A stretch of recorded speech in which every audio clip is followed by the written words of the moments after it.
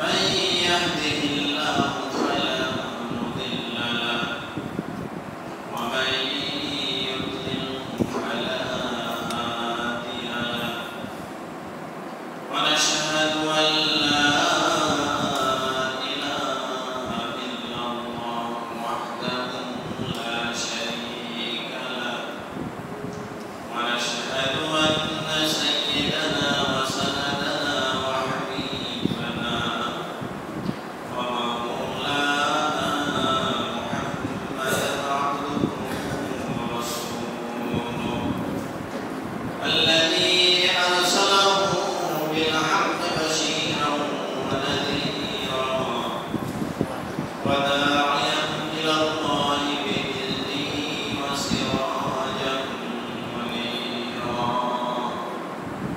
أما بعد فأعوذ بالله من الشيطان الرجيم بسم الله الرحمن الرحيم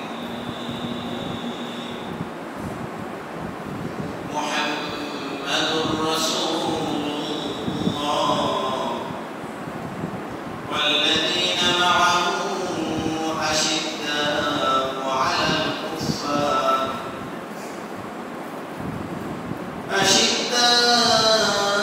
أشداء على الكفار رحماء بينهم تراهم ركعا سجدا يبتغون فضلا من الله ورضوانا سيماهم في وجوههم من أثر السجود ذلك مثلهم في التوراة ومثلهم في الإنجيل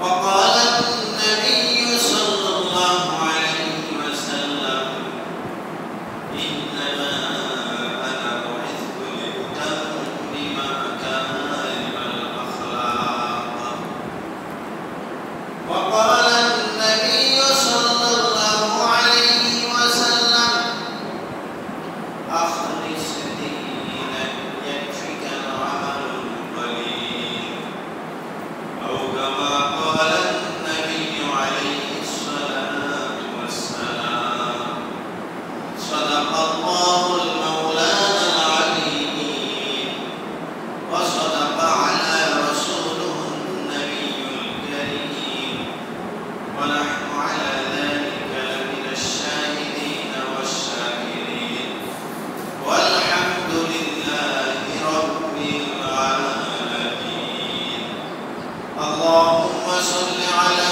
محمد وعلى آل محمد كما صليت على إبراهيم وعلى آل إبراهيم إنك حميد مجيد اللهم بارك على محمد وعلى آل محمد كما باركت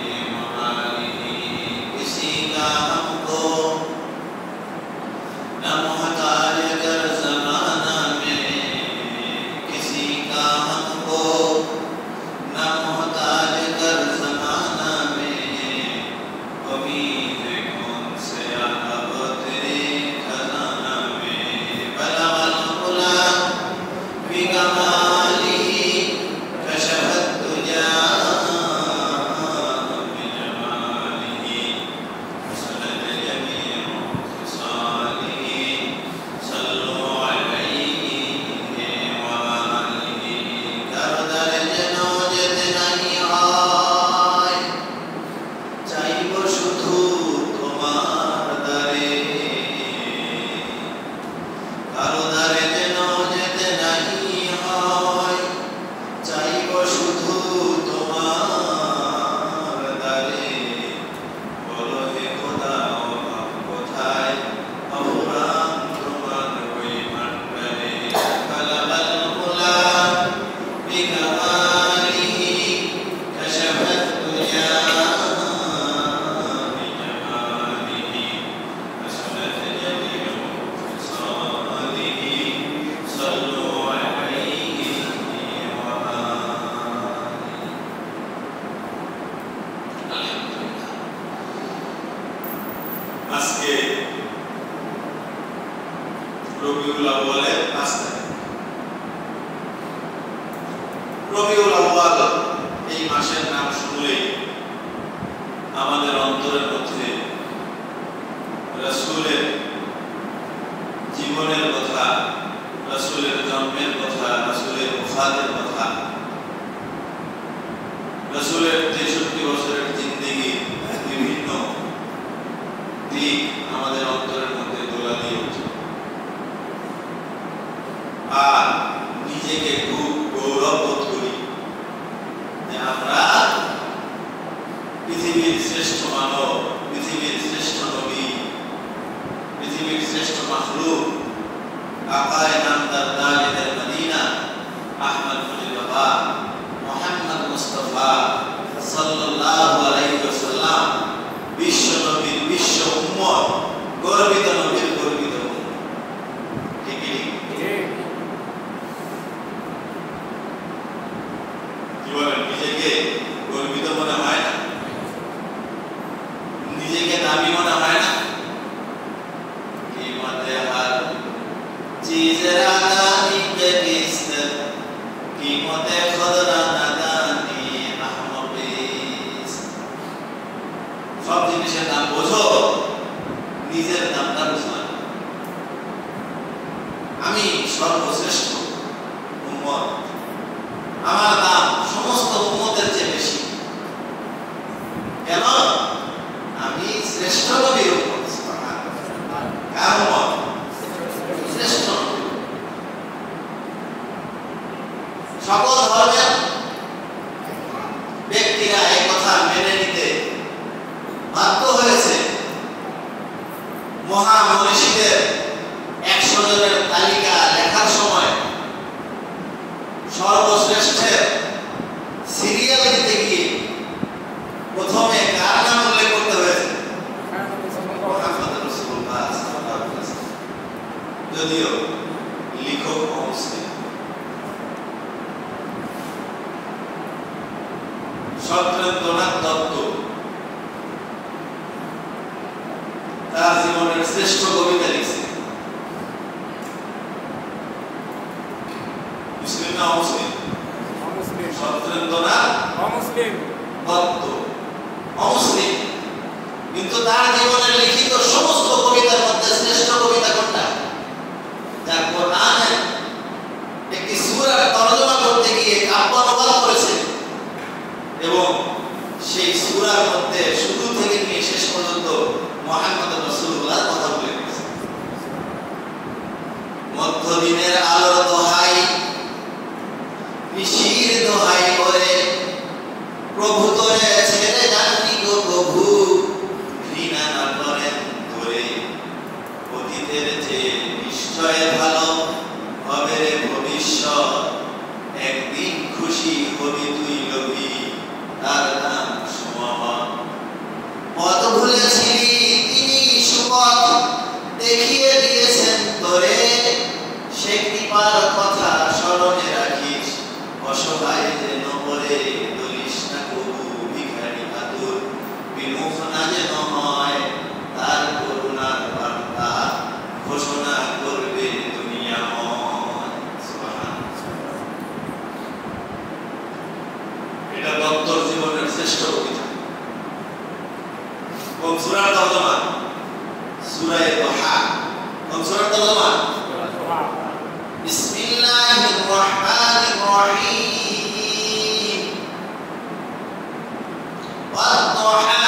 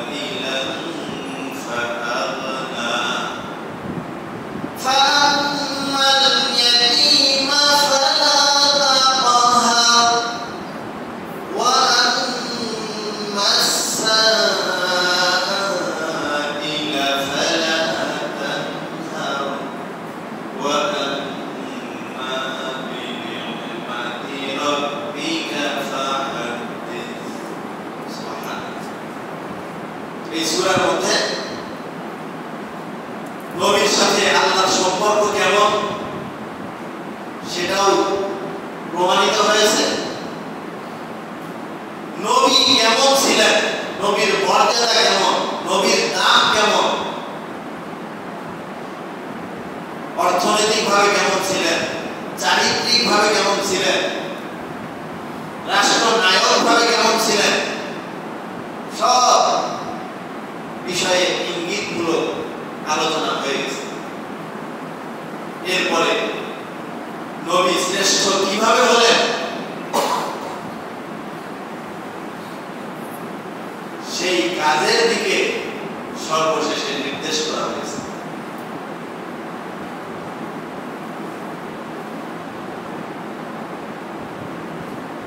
এই সূরার তরজমা তাফসীর তো আপনারা সকলেই জানেন, কি বলেন? জানেন না? জানা কি উচিত ছিল? কি বলেন? শ্রেষ্ঠ নবীর শ্রেষ্ঠ উম্মত নবীর সাথে জান্নাতুল ফেরদাউসে আমরা সকলেই যেতে চাই, না চাই না? কারা কারা চান? সবাই চাই। আল্লাহ কবুল করে। নবীর সাথে জান্নাতে যেতে প্রস্তুত, কিন্তু নবী কিভাবে শ্রেষ্ঠ হলো, নবীর সাথে আমিও কিভাবে জান্নাতে যেতে পারবো, সেই কলা কৌশল, সেই কর্ম পদ্ধতি জানতে, বুঝতে, মানতে আমরা প্রস্তুত ছিলাম না, এখন থাকবো ইনশাআল্লাহ। কি বলেন? এতদিন জানিনি, এখন জানবো। এতদিন বুঝিনি, এখন বুঝবো। এতদিন কেউ অনুপ্রাণিত করেনি, তাই শিখিনি, করিনি, জানিনি, এই পথে আসিনি। এখন যেহেতু অনুপ্রেরণা পেলাম, ইনশাআল্লাহ নবীর পথ ধরে চলে নবীর সাথে জান্নাতুল ফেরদাউসে থাকবো ইনশাআল্লাহ। আল্লাহ কবুল করেন, বলেন আমিন। তো রবিউল আউয়াল মাসের আজকে প্রথম জুমা, কি বলেন? কয় জুমা পাবো? 4 জুমা পাবো না ইনশাআল্লাহ। আজকে যেহেতু 5 তারিখ, আগামী জুমা হবে 12 তারিখ, 12ই রবিউল আউয়াল।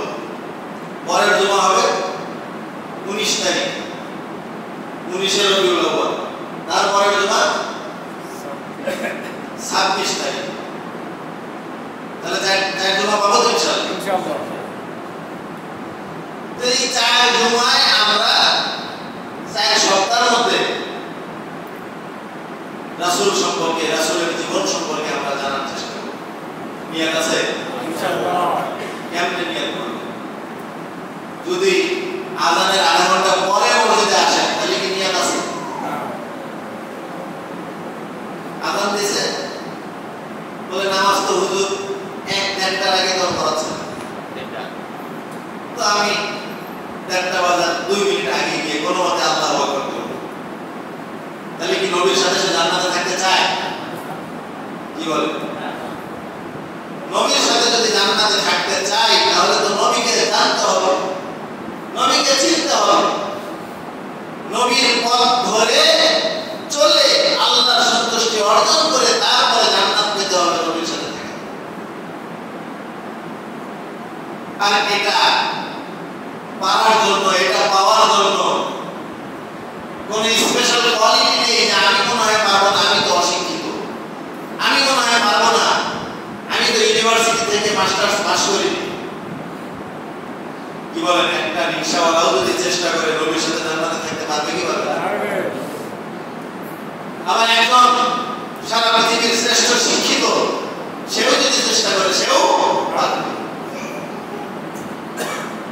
আর পৃথিবীর শ্রেষ্ঠ রাষ্ট্রের শ্রেষ্ঠ রাষ্ট্রপতি, শ্রেষ্ঠ ধনী, শ্রেষ্ঠ বিজ্ঞ, শ্রেষ্ঠ অভিজ্ঞ, সারা পৃথিবীর মানুষ যাকে চেষ্টা দেয়, এরকম মানুষও যদি নবীর পথ থেকে অন্য পথে চলে তাহলে সে জাহান্নামে যাবে, তাকে জাহান্নাম থেকে কেউ বাঁচাইতে পারবে না। না তার টাকা, না তার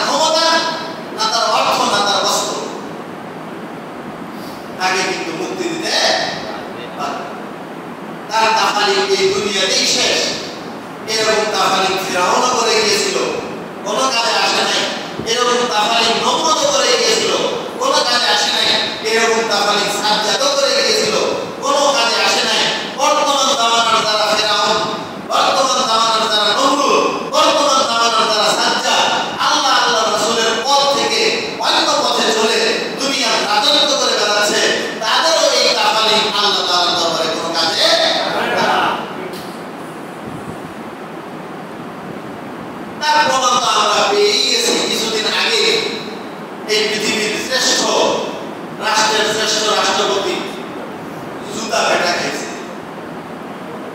আপনাদের কি মনে আছে না ভুলে গেছে? মনে আছে?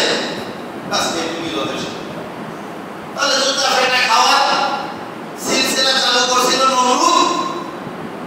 আল্লাহ আল্লাহ রাসূলের পথ না ধরে নিজের মন করা চলে সফল হতে পারে নাই, জুতা পেটা খেয়ে মরা লাগছে। আর বর্তমান জামানায় আমাদের চোখের সামনেও আল্লাহ আঙ্গুল দিয়ে দেখাই দিল যে আমার পথ ছেড়ে, আমার নবীর পথ ছেড়ে তোমরাও যদি এই পৃথিবীতে তাকালিম করো আর নবীর অনুসারীদের বিপক্ষে অবস্থান নাও, তাহলে কিন্তু এই জামানায়ও নমরুদের সেই মানে অভিনয় এই জামানায়ও আমি তোমাদের দিয়ে করাবো। কি কথা, বাস্তব না অবাস্তব? তাহলে আমাদের কোন পথে চলতে হবে বলে? নবীর পথে চলতে হবে। কোন পথে চলতে হবে? নবীর পথে চলতে হবে। ভালোবাসতে হবে কাকে? আল্লাহকে, আল্লাহ রাসূলকে। পথ ধরে চলতে হবে কার? আল্লাহ এবং আল্লাহ রাসূলের। আল্লাহ তাআলা আমাদেরকে তৌফিক দান করুন। আমিন। যার সম্পর্কে জানবেন, যার সম্পর্কে বুঝবেন, যাকে অন্তরের মধ্যে গেঁথে নেবেন, তখন তার পথ ধরে চলাটা সহজ হয়ে যাবে। আর যদি কোনো ব্যক্তি যতই ভালো হোক না কেন, ব্যক্তি যতই শ্রেষ্ঠ হোক না কেন, তার সম্পর্কে যদি আপনি না জানেন, তার সম্পর্কে যদি আপনি না বোঝেন, তার সম্পর্কে যদি আপনার অন্তরের মধ্যে কোনো মহব্বত না থাকে, তাকে কোনোদিনও অনুসরণ করা যাবে না। ঠিক ঠিক না? নবী শ্রেষ্ঠ, কিন্তু নবী সম্পর্কে কিছু জানা বলে না জানি, তাহলে আপনি নবী সম্পর্কে কি করে মানবেন? মানা যাবে? এই জন্য নবী সম্পর্কে জানতে হবে। নবীর জন্ম হয়েছে কত তারিখে? রবিউল আউয়ালের 12 তারিখে। এই কথাটার মধ্যে মতানৈক্য আছে। এই কথাটা 100% সঠিক বলে কেউ দৃঢ়তার সাথে কোনো ঐতিহাসিক বলতে পারে না। সিয়ারে আলামুন নুবালা, ইসলামের ইতিহাস লেখা সবচেয়ে বড় গ্রন্থ, সেখানেও তারিখ শুধু 12 রবিউল আউয়াল বলা হয় নাই, কয়েক তারিখ বলা হয়েছে। সিরাতে মুস্তাফা ইদ্রিস কান্দালবী রাহমাতুল্লাহ আলাইহি লিখেছেন, ওখানেও কয়েকটা তারিখ বলা হয়েছে। আহসানুস সিয়ার, এটা আল্লাহ রাসূলের আরেকটি ইতিহাস গ্রন্থ, ওখানেও তারিখ কয়েকটা বলা হয়েছে। কেউ বলছে 27 রবিউল আউয়াল, কেউ বলছে 12 রবিউল আউয়াল, কেউ বলছে 8 রবিউল। এখন আপত্তি আসতে পারে যে রাসূলের জন্ম তারিখটা নিয়ে হুজুররা বিতর্ক করলো, বিতর্ক করার জায়গা পাইল না। কি বলে? সব কিছু নিয়েই হুজুরদের মধ্যে ঝগড়া। এই ঝগড়া কি শুধু হুজুররাই করে না, আপনারাও করেন? আপনারা করেন না? এখন যদি বলি যে আপনার জন্ম তারিখ কত, তা আপনি বলবেন যে আমার জন্ম তারিখ সার্টিফিকেট আছে একটা, এনআইডি কার্ডে আছে একটা। এরকম মানুষ মনে এখানে একজন নাই না? আছে, আছে না? তাহলে ডিজিটাল বাংলাদেশে যেখানে সরকারিভাবে জন্ম নিবন্ধন করানো হচ্ছে, তারপরেও আপনাদের এনআইডি আর সার্টিফিকেট মিলাইতে পারতেছেন না। আর যেই জামানায় কোনো মানুষের জন্মের তারিখ লেখার কোনো পদ্ধতি ছিল না, সেই জামানায় আল্লাহ রাসূল জন্মগ্রহণ করেছেন, তার তারিখ লেখার মতো তার বাবা দুনিয়াতে বেঁচে ছিল না, তার তারিখ লেখার মতো কোনো পরিবেশ ছিল না, তার তারিখ লিখতেই হবে। আর একজন মানুষ জন্ম হইলে কি বোঝা যায় এটাই হবে পৃথিবীর শ্রেষ্ঠ মানুষ? সুতরাং জন্ম তারিখ নিয়ে মতানৈক্য হওয়া, এটা যেহেতু এখনো পর্যন্ত আছে, অতএব নবীর জন্ম তারিখ নিয়ে মতানৈক্য হওয়া এটা দোষের কিছু নয়। হ্যাঁ, মৃত্যুর তারিখ নিয়ে কোনো মতভেদ নেই। কেন? তিনি যখন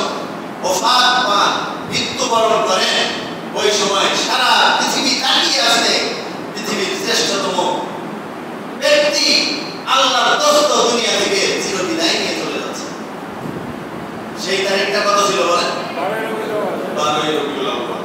তাহলে 12ই রবিউল আউয়াল নবীর জন্মদিন সন্দেহজনক, মৃত্যুদিন নিশ্চিত।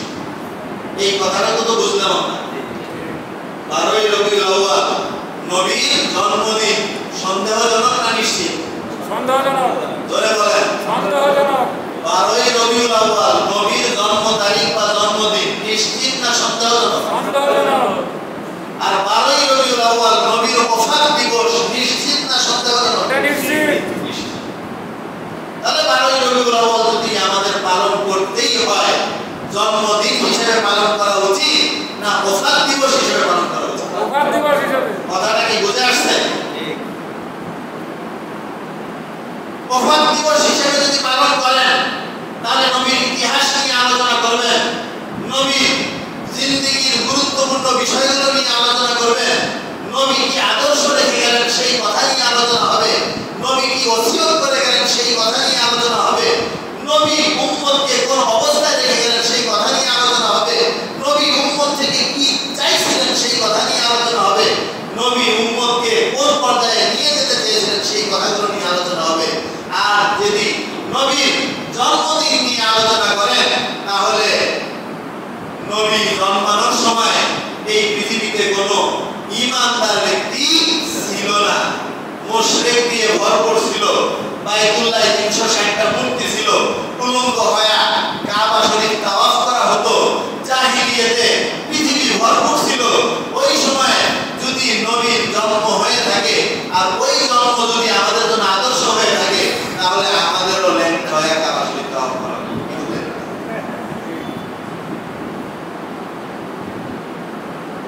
অতএব নবীর জন্মদিন আমরা পালন করতে তেমন একটা আগ্রহী না। দুই কারণে। এক কারণে জন্মদিন পালন করার কোনো আদর্শ না নবী রেখে গেছেন, না সাহাবায়ে কেরাম রেখে গেছেন, না কোনো তাবিঈ রেখে গেছেন, না কোনো ইসলামিক কিতাবে তার কোনো দিক নির্দেশনা আছে যে এইভাবে জন্মদিন পালন করা। হুজুর আমরা যে কেক কাটি, জন্মদিনে কেক কাটা হয় না নাকি? মুসলমানরা এই বাগেরহাটের কোনো মুসলমান করে না? করে।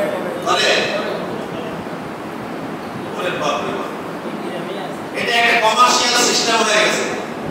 কথা বলছেন যে 10,000 টাকা খরচ করে কিছু কেক, কিছু কলা, কিছু আপেল, কিছু নাস্তা বানি, নুডলস বানাইছি, 10,000 টাকা খরচা হয়েছে, তো এইটা যে কোনো ভাবে উঠাইতে হবে।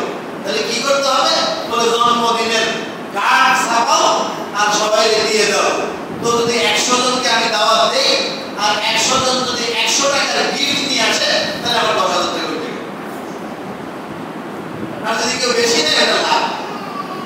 এটা কমার্শিয়াল জন্মদিন, এটা হলো সামাজিক জন্মদিন। আপনার যদি ছেলের জন্য দোয়া করাইতেই হয়, আপনি মাদ্রাসায় একবেলা খাবারের ব্যবস্থা করে দেন, এতিমরা খেয়ে দোয়া করবে। মসজিদে ইমাম সাহেব মুসল্লিদেরকে নিয়ে শুক্রবারে জুমার পরে আপনার ছেলের জন্য দোয়া করুন। নাকি হুজুরকে বললে দোয়া করবেন? করবে না? করবে না?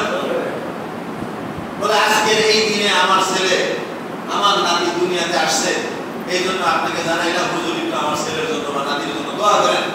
তো হুজুর তো দোয়া করবেন যে আল্লাহ অমুক ভাইয়ের নাতিকে, অমুক ভাইয়ের ছেলেকে আপনার বলি বানায় না। সেটা ভালো হবে নাকি হ্যাপি বার্থডে টু ইউ বলিয়া জন্মদিনের কেক কাটলে আর এরকম কমার্শিয়াল সিস্টেম করলে ভালো হবে? কোনটা ভালো হবে? ও আমাদের তো আবার সমস্যা, আত্মীয় স্বজন তো সকলেই মসজিদে আসে না, কি বলেন? এই জন্য তারা বেনামাজি, তাদেরকে শামিল করার জন্য ওই সিস্টেম। সকলে তো নামাজি না, এই জন্য আত্মীয় স্বজনকে নামাজি বানান, সকলকে মসজিদমুখী বানান। তো যাই হোক, রাসূলের আমরা জন্মদিন পালন করব না, রাসূলের জন্মদিন পালন করার জন্য খুব ধুমধাড়াক্কা আয়োজন করে হলো দেওয়ানবাগী, রাজারবাগী সহ এই দেশের কতগুলো ইহুদি খ্রিস্টানদের এজেন্ট, যারা সুন্নি দাবি করে, নবীর আশিক রাসূল দাবি করে, কিন্তু নবীর ইশক আর মহব্বত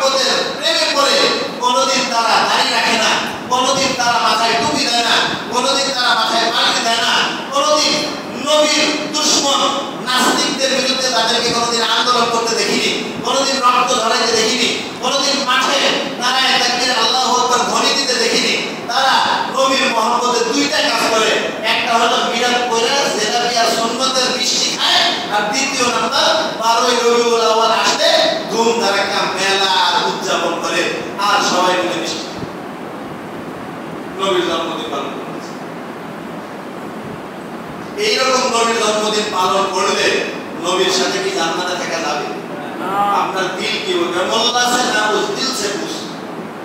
মোল্লার কাছে জিজ্ঞেস করতে হবে না, তুমি তোমার নিজের নফসকে জিজ্ঞেস করো যে আমি নবীরে ভালোবাসার প্রমাণ দিতে গিয়ে কি করছি?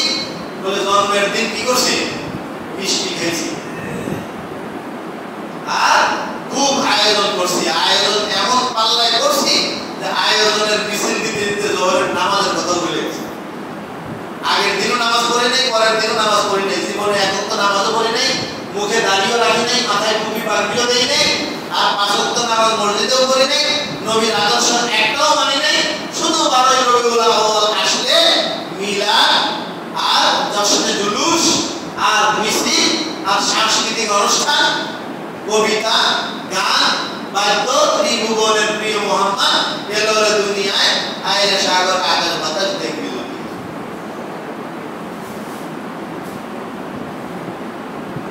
এই নবীর নামে গান গায়, নবীর আদর্শ না মেনে জান্নাতে যাওয়া যাবে না। এইরকম আনন্দ তো আবু লাহাব করেছে, কি বলে নাই? আব্দুল্লাহর ঘরে আমিনার কোলে যখন মুহাম্মদুর রাসূলুল্লাহ সাল্লাল্লাহু আলাইহি ওয়াসাল্লাম আগমন করলেন, আবু লাহাবের বাদী দৌড়ে গিয়ে আবু লাহাবকে খবর দিল, আবু লাহাব, আপনার ভাই আব্দুল্লাহর ঘরে একটা চাঁদের টুকরা জন্ম নিয়েছে, তার নাম রাখা হয়েছে মুহাম্মদ। আবু লাহাব খুশির চোটে, কত বড় সৌভাগ্য আমার ভাই আজ দুনিয়াতে নেই, তার বংশের একটা বাতি তার স্ত্রীর ঘরে এসেছে, চাঁদের টুকরা।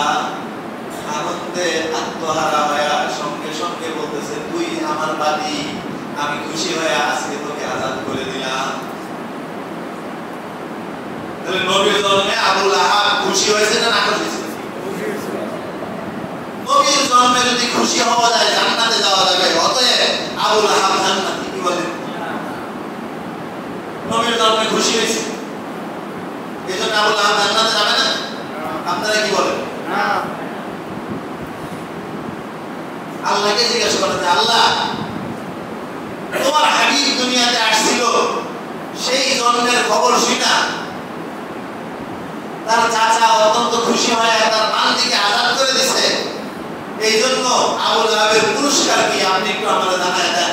তো আল্লাহ তাআলা জানায় দিতেছেন, তাব্বাত ইয়াদা আবি লাহাবি ওয়া তাব মা আগনা আনহু মালুহু ওয়া মা কাসাব সায়াসলা নারান যাতা লাহাব ওয়া ইমরাতুহু হাম্মালাতাল হাতাব ফি জিদিহা হাবলুম মিন মাসাদ।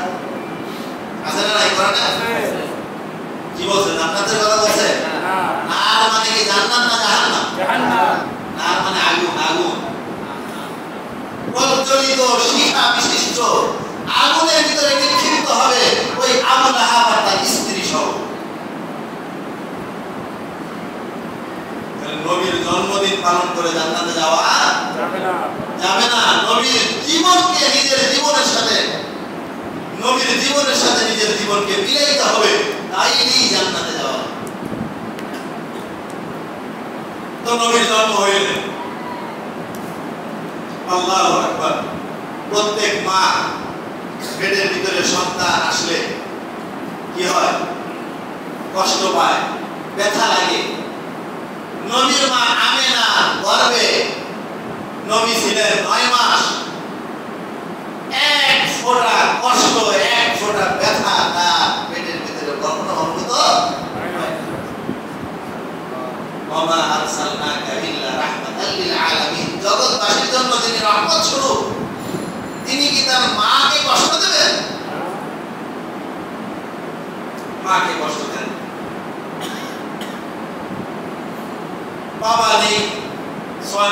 আগেই দুনিয়া থেকে চলে গেছে।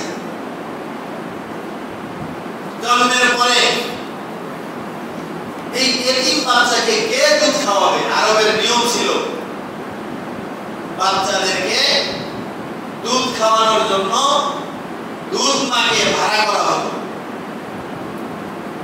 দুধ মার বাড়িতে বাচ্চা পাঠায় দিত, 2 বছর পর্যন্ত দুধ মা তাকে দুধ খাওয়ায়া আবার মায়ের কাছে ফেরত দিত। এই নিয়ম ছিল আরবদের মধ্যে। কেন? সব এলাকায় পর্যাপ্ত খাবারের ব্যবস্থা ছিল না।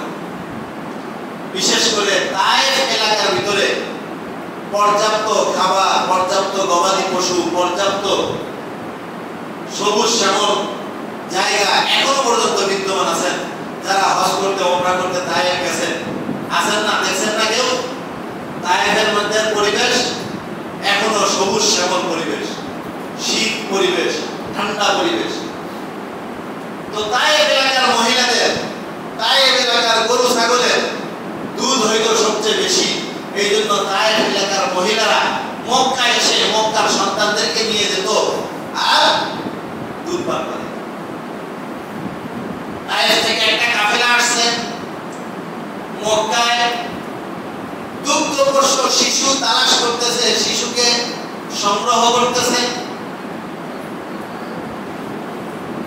মাসিক টাকার বিনিময়ে অথবা 2 বছরের কন্ট্রাক্টের বিনিময়ে।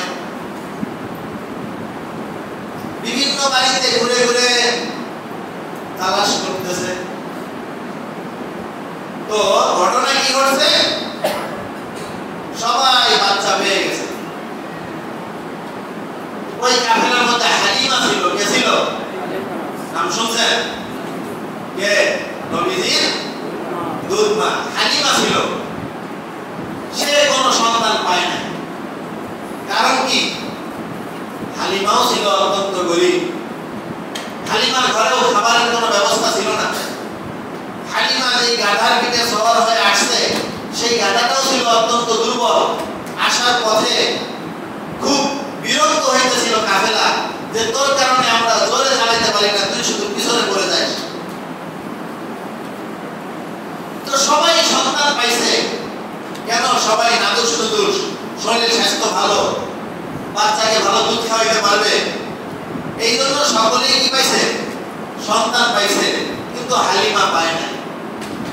আবার এদিকে মুহাম্মদকে অন্য কোন দুধ মা নেয় নাই। কেন নেয় নাই? তো এতিম তো টাকা বেশি দিতে পারবে না। তার মা একদম গরিব, সে একজন এতিম, বাপ নাই, কার সাথে কন্ট্যাক্ট করবো? কে টাকা দেবে?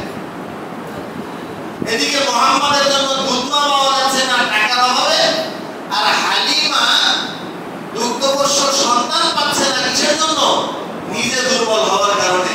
এই দুর্বলে দুর্বলে মিলে দিছে কে? আল্লাহ। আল্লাহ কার সাথে? দুর্বলের সাথে না শক্তিশালীর সাথে? দুর্বলের সাথে। জালেমের সাথে না মজলুমের সাথে? হালিমা বলে, কোন সন্তান যখন পাইলাম না, এতিম ছেলেটারে নিয়ে যাই, আর কি করব? আর হালিমার মা বলে, আর কেহই যখন দিল না, কার কাছে দেব? তুমি ছাড়া তো আর কেউ বাকি নেই, যাও তুমি আমার সন্তানটারে নিয়ে যাও। যেই না মুহাম্মদুর রাসূলুল্লাহ সাল্লাল্লাহু আলাইহি ওয়াসাল্লামকে হালিমা করে নিয়ে বুকের সাথে মুখ লাগাইছেন, সঙ্গে সঙ্গে শরীরের ভিতরে বিদ্যুতের মতো তরঙ্গ সৃষ্টি হয়েছে। আল্লাহর রহমতের জোশ এসে গেছে, দুধের ভিতরে জোয়ার এসে গেছে, গল করে দুধ বের হইতেছে। আর রাসূলুল্লাহ সাল্লাল্লাহু আলাইহি ওয়াসাল্লাম, ওইটা তো দুনিয়ার দুধ নয়, ওইটা তো আল্লাহর কুদরতি জান্নাতের দুধ। আল্লাহর নবীর জন্য আল্লাহ তাআলা হালিমার শরীর দিয়ে আল্লাহ তাআলা বরাদ্দ দিয়ে দিয়েছেন।